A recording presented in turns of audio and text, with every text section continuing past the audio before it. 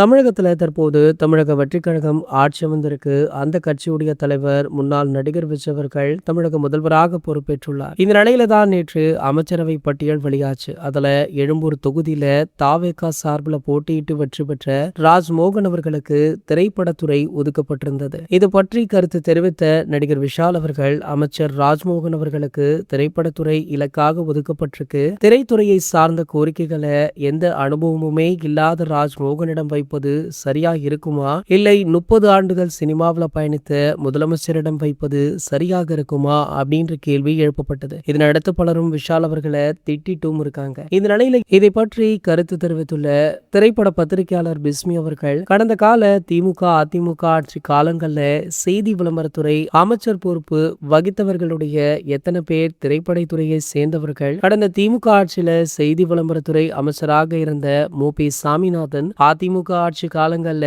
அதே பதவியில் இருந்த கடம்பூர் ராஜு உள்பட யாருமே திரைப்படத்துறையை சேர்ந்தவர்கள் கிடையாது. அந்த வகையில கடந்த காலத்தோடு ஒப்பிட்டால் தற்போதைய செய்தி விளம்பரத்துறை அமைச்சர் ராஜ்மோகன் மட்டுமே திரைப்படத்துறையோடு தொடர்புடையவர். உண்மை இப்படி இருக்க வேண்டும், விஷால் எப்படி ஒரு விஷத்தனமான கருத்தை தெரிவிக்கலாம் அப்படின்னு இவரை தாண்டி பல பத்திரிகையாளர்கள், பல சினிமா பிரபலங்கள் நடிகர் விஷால் அவர்களை வச்சு செய்யறாங்க. தன்னுடைய குருட்டுத்தனமான கேள்விக்கு அப்பாலஜி வீடியோ போன்ற வெளியிட இருக்காராம் நடிகர் விஷால் அவர்கள். இது போன்ற செய்திகளை பத்தி நீங்க உடனே தெரிஞ்சுக்க நம்மளுடைய சேனலை மறக்காம சப்ஸ்கிரைப் பண்ணிக்கோங்க.